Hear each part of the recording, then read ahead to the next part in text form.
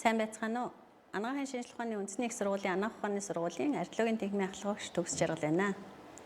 За, өнөөдрийн миний лекцийн сэдэв маань Бамбайн Хитаевын шинжилгээ, Тайратс үнэлгээ гэсэн чиглэлээр лекц уншина. За, та бүхэн маань ерөнхийдөө Бамбай булчирхайн Хитаевын онцлогоог ойлгохын тулд эхлээд анатом физиологийнхаа талаар давч санацгаая. За, байрлалын хувьд хөгжөөний 5 дугаар нугалмаас 7 дугаар нугалан болон торацикийн нэг нугаламын төвшөнд өмнөд хажуу хэсгийг хамарч байрладаг Бамбай булчирхай маань.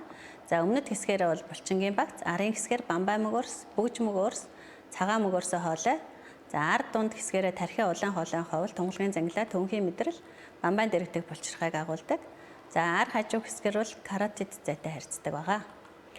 За, баруун зүүн хоёр дэлбэн хүзөвчөр хоорондоо холбогддог. Мөн нэмэлт пирамид дэлбэн байж болно. Гэтэл нэмэлт пирамид дэлбэн бол бараг харагдахгүй жижигхэн. За, Бамбайн дайвар булчирхай дөрв байна. Бамбай булчирхай ар, дээд болон доод эрмэгт байрладаг. За, Бамбайн дайвар булчирхай нь Бамбайн дайвар булчирхайн даавар ялгаруулна. Энэ нь цусны ээлжсдэх кальцийн солилцоог зохицуулж өгдөг байна. За, энэ дээр ерөнхийдөө хүзүүний өмнөд хэсгийн Бамбай булчирхайг одоо ингээд төслөг хийж, хөндлөн төслөг хийж харуулсан төрслөл харагдаж байна. За, энэ дээр сая миний ярьсан төрслүүдийг та бүхэн санджих эргээд хараарай. За, тэр булчингийн багц байна тийм ээ. За, цагаан мөгөөрсөө хоолой харагдаж байна. Бамбай булчирхай байна. Баруун дэлбэн, зүүн дэлбэн, тэгээд хүзөвч хэсэг. Гэт голд цэнхрээр төрслөгдсөн харагдаж байна. За, цусан хангамжийн хувьд л Бамбайн дээд артер, Бамбайн доод артераас жижиг авдаг байгаа. За, вений хувьд л Бамбайн дээд вен, дунд вен, доод вен дэл цутгадаг. За, цусан хангамжийн бүтцийг харуулсан байна. Та бүхэн бол энийг их сайн мэдж байгаа. За, мэдрэлзүүдийн хувьд бол парасимпатик болон симпатик мэдрэлээр мэдрэлжүүлдэг. За, Бамбайн Хитаевын шинжилгээ ихтэй бол хүзүүний тунгалгийн зангилааны зэрэглэлийг бол их сайн мэддэг байх шаардлагатай. Яагаад тэгэхээр бид Бамбайн Хитаевын шинжилгээ хийхдээ Бамбайд үүсгэр илрүүлэхээс гадна бас Бамбай булчирхай шинжилгээс гадна эргэн тойрны хүзүүний тунгалгийн зангилаануудыг бүгдийг нэг бүрчлэн шалгаж өгдөг байгаа. За, энд бол хүзүүний тунгалгийн зангилааны зэрэглэлийн төрслөл харагдаж байна. За, тэгэхээр биднээс энэ хүзүүний тунгалгийн зангилааны зэрэглэлээр нь томорсон булчирхайнуудыг зайлшгүйгээр дурдж бичнэ. За, анатомийн хувилбаруудын хувьд бол дэлбэнгийн агнези байж болно, пирамид дэлбэн байж болно, Бамбай хүзөвчнээс дээш байрлах, Бамбайн хэлний цоргын уйланхай, Бамбайн гаж байрлал, хэлний Бамбай, за, Закеркендлийн төвгөр, тэгээд мөн Бамбайн доод артерийг оруулсан энэ сайроидын эмэн артериар тижээгдээд Бамбайн доод артерийг оруулсан 3% орчим тохиолддог байгаа. За, кислологийн хувьд бол Бамбай булчирхай нь хоёр төрлийн шүүрлийн эсээс тогтдог. Поликуляр болон параполикуляр эсээс. За, тэгээ поликуляр эс нь болохоор тироксин, трииодтиронин гэсэн хоёр даавар ялгаруулдаг. Параполикуляр эсүүд нь поликуляр эсүүд болон суурин мембраны хооронд байрлаад тиреокальцитонин буюу кальцитонин дааврыг ялгаруулдаг байгаа. За, тироксин буюу T4 трииодтиронин даавар, тэгээд трииодтиронин буюу тетраиодтиронин даавар, трииодтиронин даавар буюу T3 даавруудыг бол ялгаруулдаг. За, энэс гадна кальцитониныг ялгаруулдаг гэсэн тийм ээ. За, энэ кальцитонин параполикуляр эсээс ялгардаг. За, Бамбай булчирхайн Хитаевын шинжилгээний талаар давчиръя. За, Хитаевын шинжилгээг хийхдээ дараах зүйлсийг үнэлдэг. За, эхлээд Бамбай булчирхайг бүхэлд нь байрлалын шалгана. Ердийн байралтай байна уу, дистопи байна уу, эктопи байна уу гэд. За, мөн хэмжээ эзлэхүүнийг шалгана. Нас хүүсний хэвийн хэмжээтэй харьцуулах шаардлагатай. За, зах хүрээг нь тэгш байна уу, тэгш бус байна уу, тод бус байна уу гэдгийг бас сайтар ялгаж шинжилнэ. За, мөн хэлбэр нь ямар байна? Ердийн хэлбэртэй байна уу? Төрөлхийн гажиг дэлбэнт бүтцтэй байна уу? Аплази байна уу? Гипоплази байна уу? За, бахуу байна уу? Хордлогот тархмал ордлого томорсон байна уу гэдгийг шалгана гэсэн үг. За, мөн Бамбай булчирхай эхо болт хэвийн байна уу? Буурсан байна уу? Ихссэн байна уу гэдгийг бас шалгана. Эхо бүтцийн хувьд жигд байна уу? Жигд ус байна уу гэдгийг тодорхойлно. За, мөн Бамбай уян хатан байдлыг эластичностийн шалгаж болно. Ингийн бол уян хатан байрлал шалгахад бол зайлшгүй та бүхний хэрэгжилж байгаа хитамын шинжилгээний аппарат маань эластографийн горимтой байх ёстой. За бамбаа улчирхайн паренхимийн судасчлалтыг бас нэлээд хөдөн шалгаж өгдөг. Эрчим нь ямар байна? Тэгшимт байдал нь хэр байна? Хоёр талдаа тэгшимтэй байна уу гэдгийг шалгаж өгнө. За бамбаа улчирхайд өөрчлөлт илэрлэхэд өөрчлөлтийн шинж төрхийг тодорхойлно. Тархмал өөрчлөлт үү, эсвэл голомтт өөрчлөлт үү, холимог өөрчлөлт үү. За байрлалын хувьд аль дэлбэнд байна? Сегментээр бүр наривчилж бичиж өгч болно. За үүсгэр маань хідэн ширхэгтэй байна. За зах хэрэмг нь тод бус уу, хүрээн тэгш байна уу, тэгш бус байна уу? Хэмжээ нь болохоор харилцан солилцсон 2-оос доош хавтгаад бол хэмжиж өгдөг. Эхо ойлт голомтт үүсгэрийн эхо бүтцийг бас харж шинжилнэ. За хор тавдрын шижиглэх үед бол үүсгэрийн уян хатан байдал ямар байна? Гэт нөгөө түрүүн хэлсэн эластографийн горимтой тохиолдлын шинжилгээг бол хийн. За үүсгэрийн судасчлалтыг дотроо судасчлалтай байна уу, эргэн тойрны судасчлал нэмэгдсэн байна уу гэх мэтчлэнгээр үнэлж өгнө. За мөн бамбаа булчирхай ба орчны эдийн харилцан хамаарал дээрээс нь нөгөө нэг хүзүүний бүсийн тунгалгын тогтолцооны байдлуудыг шалгаж өгдөг байна. За хитавын шинжилгээ хийхдээ өвчтөн хүзүүгээр хоош гидээлгийн хэвтэй байрлалд байлгаа өндөр давтамжтай шугам үүсгэн бүртгэгчийг ашиглана. Тэгэхээр хөхний хитавай болон бамбаа булчирхайн хитавай, за мөн энэ үений хитавай, булчин, арьсанд орох өглөг дээр дандаа өндөр давтамжтай дууны дэлгөөнийг ашигладаг байгаа. Бамбаа булчирхай хувьд 7-аас 15 МГц давтамжтай үүсгэн бүртгэгчийг шугам үүсгэн бүртгэгчийг голцоо ашиглаж үзлэгээ хийдэг. За өвчтөн хүзүүгээ хоош гидээлгийн хэвтэй байрлалд байхдаа нуруунд дор яг 70 дор баг зэргийн ивэс дэр ивж өгч болно. Тэгэх юм бол илүү хүзүү маань дээшээгээ яг бамбааг шинжилгээд их чөлөөтэй болж өгдөг. За шинжилгээтэй хөндлөн болон туш хавтгаад үүсгэн бүртгэгчийг байрлуулна. За бамбаан голомт өөрчлөлтүүдийг энгийн болон өнгөт доплер техник ашиглан шинжилдэг. Бамбаа булчирхайн шинжилгээ хийж байгаа тохиолдолд үүсгэр илрүүлэхээс гадна судасны зураглал бас их чухал үүрэг гүйцэтгэдэг байгаа. За массын дүрслэл онцлогооны шинж тэмдгүүдийг түрүүн хэлсэнчлэн байрлал хэмжээ, хэлбэр, зах хэрмэг, эхо, ойлт, бүтэц найрлага болон судасчлалын байдал уян чанарыг тодорхойлж өгнө. За энэ дээр бамбаан хитамын шинжилгээ хийж байгаа техникийг та бүхэнд харуулж байна. За хөндлөн болон дагуулцлаг хийж байна. За бамбаа булчирхайн хитамын зүслэгүүдийн дүрслэлийг харьцуулаад хараарай. За хитамын шинжилгээнд дээр бол тухайн эрхтнийхээ тэнхлэгт дагуу авах юм бол дагуу зүслэг, хөндлөн байх юм бол хөндлөн зүслэг гэж хэлдэг тийм ээ. Тэгэхээр энэ бол ерөнхийдөө нийт бамбаан дагуу зүслэг хийж байна. Тэгвэл дэлбэн тус бүрт нь бас дагуу зүслэг хийн тийм ээ. За энд болохоор дэлбэн тус бүрийнхаа дагуу зүслэг хийж байна. За тэгэхээр энэ эхний дээр бамбаан тэнхлэгтэй нийлэнхэд дагуу зүслэгээр биднээс дэлбэн тус бүрийнхаа урт өргөний хэмжээг нь авчиж болно. За дараагийнхаар нь болохоор биднээс яг нь тухайн дэлбэнгийнхаа зузааныг бас хэмжиж болно гэсэн үг. За баруун дэлбэнгийн зузаан, зүүн дэлбэнгийн зузааныг хэмжиж чинь. За ингээд 3 хэмжээс авна гэсэн үг нэг дэлбэн дээр. За хүзүүвчийг бол бас шууд хөндлөн огтлоор хэмждэг байгаа. За эрүүл бамбаа булчирхай нэгэн төрлийн бүтцтэй гаднаг капсул нэмгэн эхо ойлт ихтэй шугам байдалтай харагдаж болдог. Өргөн нь 13-аас 18 мм. Миллиметр гэдгийг тогтоож аваар сантиметр биш шүү. За зузааны хувьд бол 16-аас 18 мм, нэг дэлбэнгийн урт нь 45-аас 60 мм, хүзүүвчийн өргөн бол 2-аас 6 мм байдаг байна. За эзэлхүүний хувьд л тэр 3 хэмжээс авчгаар эзэлхүүн биднес чөлөөтэй тодорхойлж болно тийм ээ.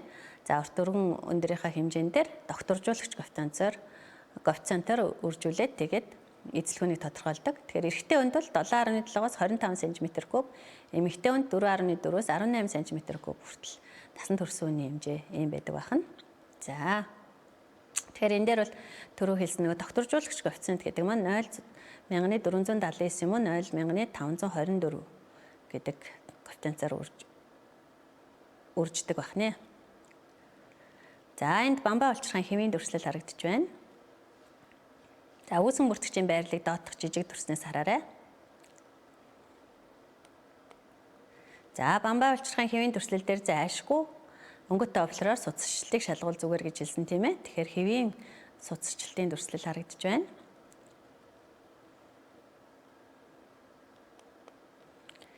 За тэгэхээр бид ерөнхийдөө бамбаа булчирхайн скрининг онцлогоон дээр эрсдлийн асуумжийг асуугаад тэгээд бодит үзлэгээр бамбай улчирхаагаа тэмдрээд ямар нэгэн байдлаар үүсгэр байх магадлалтай гэж үзсэн тохиолдолд тэгээд лабораторийн шинжилгээ шалгасны үндсэн дээр бид ямар нэгэн үүсгэр байх шаардлагатай гэж үзсний үндсэн дээр ерөнхий тавин шинжилгээ рүү хөвчлэн илгээдэг байгаа.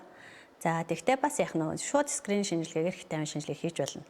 Тэгэхээр энэ хит тавин шинжилгээ хийхэд аль болохоор хялбарчилсан юм тайрац систем гэж байдаг. Энэ бол бамбай улчирхайн төрслийн өгөгдлийг үнэлэх систем байгаа. Энэ бол Америкийн археологийн коллежоос гаргасан систем.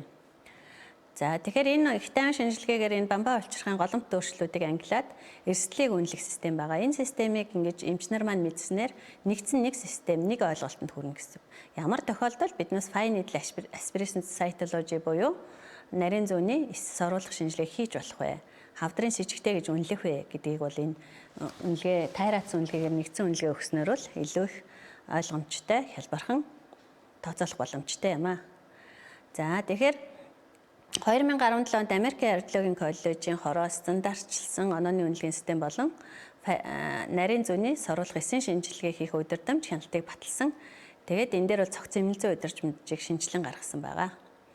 Тэгэхээр 2009 он, 11 он, 11 он, 13 он, хамгийн сүүлд 17 онд энэ юу маань тайрац ангиллал маань шинжлэгдсэн байгаа. Хамгийн сүүлд бол яг үхээр Когжиньон гэдэг Янсан их сургуулийн профессор, Солонгос профессор удирдуулсан баг бол энэ юг системийг шинжилсэн. За тэгэхээр ангиллалын хувьд бол тайрац 1, 2, 3, 4, 5, 6 гэдээ ангилж байна. Тэгэхээр тайрац 1 буюу тайрацын 1-р категорид нь юу гэдэг вэ гэхээр ямар ч өөрчлөлтгүй байгаа түрүүн биднүүсийн тайлбарласан хэвийн бамбай улчирхай орно. 2-т болохоор хоргоо голомттой өөрчлөлтүүд. За 3-т болохоор хоргоо байх магадлал бүхий өөрчлөлтүүд. Гэхдээ бас жоохон ингээд нөгөө хоргоо байх, ер нь л хоргоо байх энэ илүү давмгаалсан гэсэн үг. За 4-ийн хувьд бол хортой байх с жиг бүхий буюу дотроо 4-ийн A, B, C гэж ангилдаг байгаа. За 4-ийн C рүү явах тусмаа л хортой магадлал нь өндөрсөн гэсэн үг. За тайрац 5 гэхээр хортой байх магадлалтай, хортой байх эрсдэлтэй. Эрсдэл нь 80%-аас дээш тохиолдолд биднээс тайрац 5 гэдэг үнэлгээ өгдөг. За тайрац 6-гийн хувьд бол биопсигээр батлагдсан хортой хавдрууд байдаг байна. За тэгэхээр тайрац 1-ийн хувьд л ойлгомжтой. Хэвийн бамбай улчирхай, түрүүн хэвийн бамбай улчирхай багш нь тайлбарласан байгаа. Тэгэхээр тайрац 2-ийн хувьд бол эхо ойлт ихтэй жижиг хэсгүүд агуулсан цуцчлалгүй эхо ойлтгүй голомтод өөрчлөлт буюу коллоид нэг хэлбэр, хэмжээгээрээ томордгүй, капсулгүй, зах хүрээгээрээ хаалга шинж бүхий судасчлалтай эхо ойл мөгцтэй зангилаанууд коллоид 2 хэлбэр, изо эсвэл нэгэн төрлийн бус эхо ойлттой капсулгүй, хэмжээгээр томордог судасчлалт бүхий зангилаанууд коллоид хэлбэр 3 гэсэн ийм ангиллууд байна. За эдгээр өөрчлөлтүүд нь бол хортой чилжих эрсдэл бол ерөөсөө байдаггүй. Тэгэхээр тайрац 2 гэдэгт бол хоргоо өөрчлөлтүүд орж ирдэг байна. За тайрац 3-ийн хувьд бол хэсэгчилсэн капсултай захаараа судасчлалттай изогипр эсвэл гипоэхогены зангилаанууд ордог. Эсвэл Хашиматогийн тиреоидитийн үед тохиолддог. За мөн шинжилсэн тайрац ангилал нь тайрац категорийг хэлбэршүүлээд хортой с жиг бүхий шинжийг хассан бөгөөд эдгээр голомтуудын хортой шилжих магадлал бол 5%-аас бага байдаг бахан тайрац 3-ийн хувьд. Харьцангуй 5% л хортой байх магадлал байна гэсэн үг. Бага хувьтай тайрац 4, 5 категоридын хувьд бол хортой байх магадлал бүхий их 5 үндсэн шинжид суурилдаг. Тэгэхээр ерөөсөө биднээс скрининг буюу урьдчилан сэргийлэх үйлчилгээр хит тавин шинжилгээ бамбай улчирхай дээр хийж яхад энэ 5-ыг л их анхаарах хэрэгтэй. Хатуу бүтцтэй буюу эластографийн шинжилгээ горимтой тохиолдол өндөр эрчимтэй юм хатуу байх юм бол илүү гүн өнгө өгч байгаа тохиолдолд бол бас энэ хортой байх магадлал их өндөр болчдөг. Гэхдээ магадгүй ихэнх аппаратууд маань эластографийн горимгүй байгаах гэж бодож байна. Тэгэхээр нэлээд эхо ойлт багтай зангилаанууд, эхо ойлт багтай байх нь илүү хортой байх магадлал өндөртэй болчдөг. За мөн зах хэрэмгийн хувьд бол бичил долгионтой эсвэл жигд бус зах хэрэмтэй байвал. За дотроо бичил шохоожлтууд агуулсан байвал бас хортой байх магадлал өндөртэй. За мөн өндрийн хэмжээ өргөнөөсөө их буюу босоо зовин арьстай параллел бус гэдэг энэ шинжүүл бас хортой байх магадлалыг өндөрсгөж өгдөг. За тэгэхээр энэ саяын энэ 5 шинжээс тайрац 4-ийн A-ийн хувьд нэг с жиг бүхий шинжил байх юм бол шууд 4-ийн A гэдэг шинжийг категорийг үнэлж байна. За 2 с жиг бүхий шинж байх юм бол 4-ийн B-г өгнө. За тайрац 4-с нь болохоор 3, 4 с жиг бүхий шинж, тайрац 5 с жиг бүхий шинжийг агуулсан байна. Их хялбархан байгааз. За тэгэхээр энэ шинжийнхаа тооноос шалтгаалаад тайрац категори үнэлээд өгчнө. За тайрац 4A ангилалд бактери өөрчлөлтүүд хортой эрсдэл 5-аас 10%-тай, 4-ийн B, C ангиллуудад 10-аас 80% эрсдэлтэй байна. 5 болохоор 80-аас дээш эрсдэлтэй болж өгдөг гэсэн. Ер нь хортой хавдар гэж үзчихдэг гэсэн. Тэгэхээр дахиад эргээд бүгдээрээ нөгөө хортой хавдрынхаа шинжүүдийг эргээд нэг санацгаая. Нилээд эхо ойлт багтай зангилаа буюу эхо ойлт их багтай байх юм бол илүү хар дүрслэл байх тусмаа л юу гэсэн бараан дүрслэл байх тусмаа хортой байх магадлалтай. Бичил долгионтой эсвэл жигд бус зах хэрмэгтэй байх. Бичил шохоочлтууд агуулсан байх. За мөн арьстай параллел бус буюу өндрийн хэмжээ өргөнөөсөө их байх юм бол ер нь тогтцсон босоо зөвөн тогтцтой гэсэн үг. Ийм байх юм бол хортой байх магадлал нь илүү өндөр болдог байна. За тэгээд энэ тайрац ангиллын хувьд бол онооны системийг бас ингээд хялбаршуулад онооны системийг оруулж өгсөн байгаа. За тэгэхээр бүтцийн хувьд бол уйлын халиг болон бүрэн уйлын халиг байх юм бол 0 оноо. За спонж бүтцтэй буюу яг нэг хөвсгөр тийм нэг спонж порлон байдаг шүү дээ тийм ээ. Тэрнтэй төстэй бүтц байх юм бол 0 оноо бас хоргуу гэсэн үг. За уйлын хатва эд тослоод эхлэх юм бол 1 оноо өгдөг. Эдэрхэг бүрэн эдэрхэг байх юм бол 2 оноо. За эхо ойлтын хувьд л эхо ойлтгүй буюу цэвэр шингэн гэсэн уйлын ханцарт бүтц байх юм бол 0 оноо. Гипер болон изоэхогенний байвал 1 оноо. Гипоэхогенний байвал 2 оноо. За бүр их гүн гипоэхогенний байх юм бол 3 оноо өгчдөг. За хэлбэрийн хувьд бол түрүүн хэлжсэн босоо зөвөн тогтцтой байх юм бол ерөнхийдөө 3 оноо шууд авна. За харин хэвтэй зөвөн тогтцтой байх юм бол 0 оноо авдаг байна. За зах харамгийн хувьд болохоор тэгш ямар ч тийм зах харамгийн тэгш байх жигд байх юм бол 0 оноо. Тод бус байх юм бол бас 0 оноо. Долгионцсон нэм жигд бус болоод ирэх юм бол 2 оноо. Бамбай нэмэлт нэг хэсгээрээ илүү их оваасан ийм тогтцтой үүсгэр байх юм бол 3 оноо л явчихна гэсэн үг. За нэмэлт бүтцийн хувьд бол ямар ч бамбайд нэмэлт бүтц байхгүй байвал 0 оноо. Том хэмжээний сүлт одны артефакт өгсөн байх юм бол 0 оноо. За том хэмжээний шохоочлолтой байвал 1 оноо өгнө. Зах хүрээний шохоочлолтой байвал 2 оноо өгнө. Цэгжилсэн эхо ойлт бүхий голомтууд одоо түрүү хэлжсэн бичиж шохоочлолтой байвал хортой хавдрын шинжээ гэдсэн. Тэгэхээр 3 тэр тохиолдолд бас биднээс 3 оноо өгдөг байна. За тэгэхээр онооны системээр нөгөө тайрац ангиллаа харьцуулаад үзэх юм бол тайрац 1-ийн хувьд ерөөсөө хоргүй байна гэдэг маань ямар ч оноо авахгүй 0 байх юм бол хоргүй. За тайрац 2-ын хувьд бол 2 оноо байж болно. Тэгэхээр шижиг бүхий шинж юусоо байхгүй зүгээр нэг эхо ойлтгүй нэмгэн антаач гэдэг юм уу те эсвэл спонж үтцтэй гэдэг. Тайрац 3-ын хувьд бол 3 оноо бага зэрэг шижигтэй. Тайрац 4-ийн хувьд бол 4-6 оноо дунд зэргийн шижигтэй. Тайрац 7-оос дээш оноо авч байгаа тохиолдолд тайрац 5 буюу өндөр шижиг бүхий гэж үздэг. За энэ дараагийн хүснэгтүүдэд саяын багшийн ярьсан зүйлс бүгд яаж ийн гэсэн үг. Нэгтгэхэд хүснэгтэлсэн байгаа. Та бүхэн тэгэхээр эндээс хараад энэ дүрслэлийг сайн тогтоож аваад ширээн дээрээ ширээнийхээ буланд ч юм уу энэ хүснэгтүүдийг байршуулж болно. Тэгэх юм бол шинжилгээ хийхэд илүү хурдтай тогтно гэсэн оноогоо тогтооход их хялбар болно гэсэн. Энэ бол 17 оны Америкийн арилжаагийн коллежоос гаргасан хамгийн сүүлийн хувилбар боловсронгуй болсон хувилбар наа гэсэн. За дараагийнх нь энэ түр онооны систем нь байна тийм ээ. Онооны систем тайрац ангилтайгаа харьцуулсан систем харагдаж байна. За тэгэхээр юу гэж энэнийхээ дагуу зөвлөмж өгсөн бэ гэхээр тайрац 1-ийн хувьд л ямар ч нөгөө эрүүл бамбай учраас ямар ч юуны фнак буюу нарийн зүүнний соруулах эсэн шинжилгээг шаардлагагүй. Тайрац 2-ын хувьд болохоор бас ийм эсэн шинжилгээг шаардлагагүй.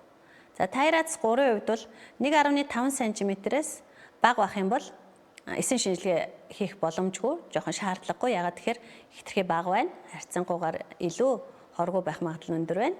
Дээрэс нь магадгүй эсэн шинжилгээ хийхэд биднээс байга онч чадахгүй гэж магадгүй гэсэн үндслээр 1.5 см дотор бол эсэн шинжилгээг шаардлагагүй. За хэмжээгээр 2.5 см-аас дээш байгаад эхлэх юм бол яг нь биднээс заавалчгүй нарийн зүүнээс соруулах эсэн шинжилгээ хийнэ гэсэн үг. За тэгээд энэгээр хоргоо гэд батлагдчих юм бол 1, 3, 5 жилийн турш яг нь богино хугацааны хяналт хийгээд явчихна. За тайрац 4-ийн хувьд бол 1 см-аас доош бол бас биднээс яг нь эсэн шинжилгээ хийх төвхтэй болж ирдэг. За бүр нарийн зүгээр магадгүй 3 г шприцээр ч юм уу эсэн шинжилгээ хийж болно. За 1.5 см-ээс дээш болсон тохиолдолд биднээс яг нь нарийн зүүнний соруулах эсэн шинжилгээ хийж эхэлдэг байна. Бас л 5 жил хүртэлх хугацаанд энэ үүсгэр маань хэр зэрэг доктортой байна, томрохно гэдгийг хянж авна. Их богино хугацааны хяналт хийн. 3 сарын хугацааны хяналт. Тайрац 3-ын хувьд бол 6 сар байж болно те. За тайрац 5-ын хувьд бол бас 0.5 см дотор бол хяналт хийгээд за шижигтэй гэсэн үг шүү дээ те. Тэгээд 1 см-аас Дээш тохиолдолд бол биднээс Fine Needle Aspiration Cytology-г бол хийж болно. За 5 жил хүртэл жил бүрийн хяналт хийдэг. За мэдээж тайрац 5 гэдэг онш тавьсан тохиолдолд эмчилгээг бол яаралтай эхлүүлэх нь зүйтэй юм аа.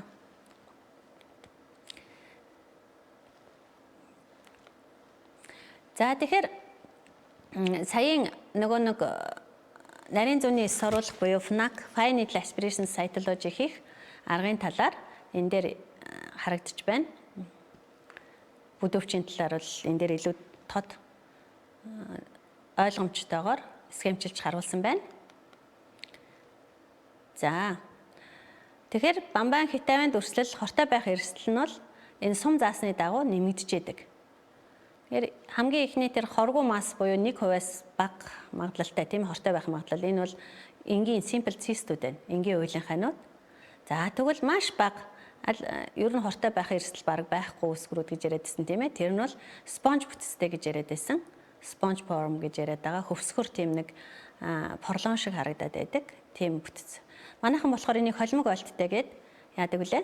Зарим тохиолдолд хортой байх шижигтэй гэдэг хүчтэйгээр юу өгөөд дүгнэлт өгөөд явуулсан байдаг. Гэтэ яг энэ маань өөрөө хоргоо үсгэртээ орж ирдэг байх нь шүү. За тэрнээс гадна 5-аас 10% хүртэл хортой байх шижигтэй байх магадлалтай үсгэрүүд буюу дараагийн тэр гуравт нь эхо ойлт багассан мөн эхо ойлт ихсэн юм холимогдоо зангилаанууд зах хэрэмгэн жоохон чигд тусдуу тийм ээ. За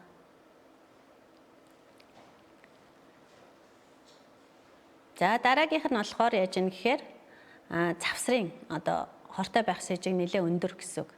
10-аас 20% болоод явж байна. Тэгэхээр эхо ойлт багтай. Тэгтээ зах хэрэмгэн нь л харьцангуй жигд байх нь. За ийм бүтцүүд байна. За дараагийнх нь болохоор хортой байх магадлалтай дүрсүүдийг дээр харж байна. Түрүүн багш нь хэлсэн шинжүүд байгаа тийм ээ. 5 шинж хэлээд байсан. Дотроо бичиж хоочлттай байж болно гэж хэлжсэн. За эхо ойлт нэлээд багтай байдаг гэж хэлжсэн тийм ээ. За мөн яадаг вэ гэсэн нөгөө цах хэрэмгэн нэг талаараа овоогоод гүдийгээд ингээд эхлэх юм бол илүү хортой байх магадлалтай. Дотроо бичиж хоочлттай байвал хортой байх магадлал их өндөртэй. За өндрийн хэмжээ нь өргөний хэмжээнээс их буюу босоо зовын тогтцтой байвал хортой байх магадлалтай. Мөн орчны зэрэгэлдэх хэрэгтнүүдийн тунгалгын зангилаа, хүзүү орчмын тунгалгын зангилаан дээр илүү юм с ิจ гтэй тохиолдол илэрх юм бол бамбаа болчиход хортой хавдар байх магадлал өндөртэй байх нэ. За энэ дээр жишээн дээр жишээлгээд Tyrac 1 гэдэг энэ хэвийн бамбаа болчихын төрслөл харагдаж байна тийм ээ. Хэвийн судасны зураглалтай харьцангуй жигд бүтцтэй бамбаа болчихын харагдаж байна. За энэ дээр бол яг үхээр Tyrac 2 гэдэг үнэлгээ өгсөн байна. Бамбаа болчихын хэвийн уйлынхаа харагдаж байна. Нэмгантай эхо ойлтгүй үсгүрт өөрчлөлт. За дараагийнх нь болохоор Tyrac 2 гэж үнэлсэн байна. Дотроо уйлынхаа бүхий эдэн зангилаа байна тийм ээ. Тэгэхээр эргэн тойрныхон цэсэн хангамж ихсэн боловч яг үүсгэр дотор бол илэрхийд судасжилт харагдахгүй байна. За дараагийнх нь Tyrac 2 гэдэг өгсөн байна тийм ээ. Нэгэн төрлийн цах үрээгээр бага зэргийн шохоочлолт бүхий зангилаа байна. Тэгэхээр шохоочлолтын хувьд бол 2 оноо авч байгаа. Тэгээд Tyrac 2 үнэлгээ рүү орсон байна тийм ээ. За дараагийнх нь түрүүн миний яриад байсан хоргоо зангилаа буюу sponge бүтцтэй зангилаанууд харагдаж байна. Sponge бүтцтэй нэг шиг зангилаа харагдаж байна. Дотроо харахаар порлон шиг тийм хөвсгөрдөө тийм ээ холимог зангилаа байна. За тэгвэл энэ эхний дүрслэл дээр Tyrac 3 гэдэг үнэлцээ эхо ойлт ихтэй. Эхо ойлт багтай биш байгаа байхгүй. Эхо ойлт ихтэй. Тэгээ жоохон эхо ойлт багтай хүрээтэй юм босоо зовын зангилаа байна. Тэгэхээр босоо зовын гэдэг маань ямар ч байсан 3 оноо шууд авчиж байгаа учраас биднээс яаж юм гэхээр энэ бол Tyrac 3-аар үнэлэгдсэн байна. Тэгвэл яг бодит байдал дээр энэ маань яг үхээр биднээс цөмийн онцлогын шинжилгээ хийгээд үзэхэд сцинтиграфийн сайраад сцинтиграфийн шинжилгээ хийгээд үзэхэд энд бол яг нь бамбай хортой аденом болох нь бол батлагдсан байгаа. Тэгэхээр энэ бол Tyrac 5 болж өөрчлөгдөнө гэсэн үг. За.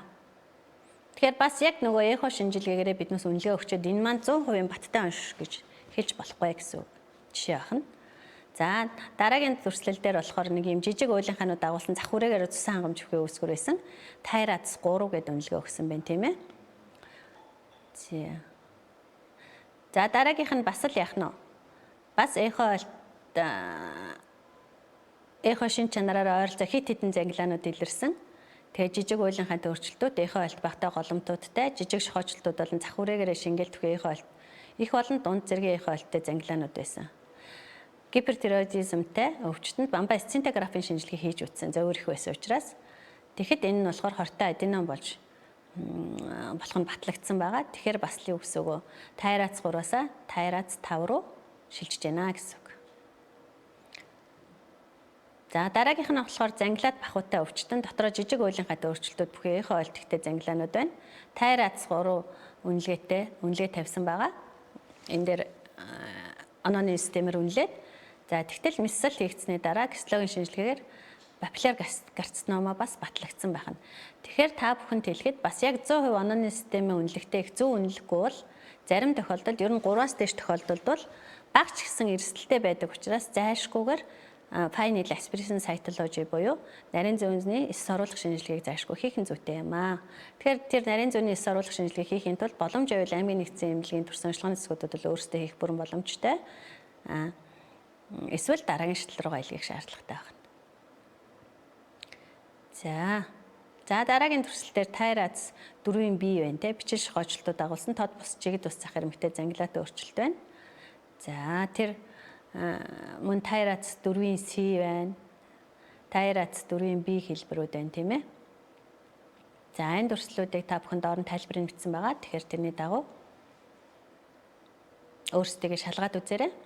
Эхлээд дүрсээ өөрсдөө үнэлээд дарааных нь одоодох тайлбартай тохирч гэнэ үү гэдгийг шалгаарай.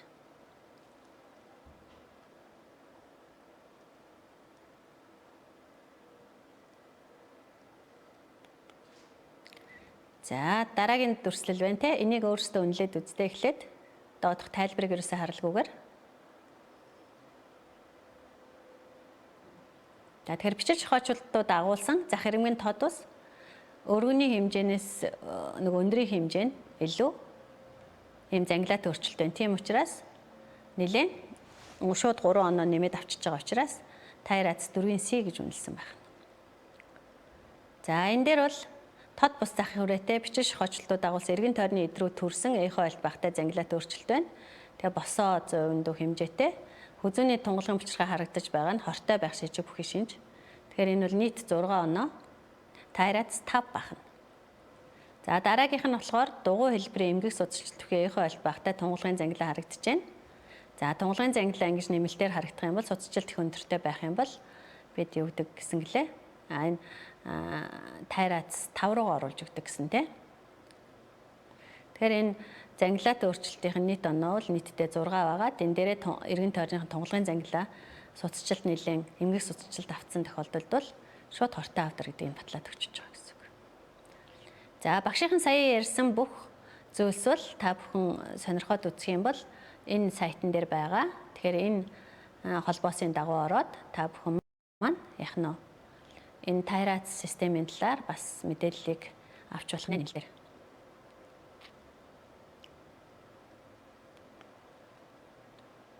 За анхаарал тавьсан явдалд баярлалаа.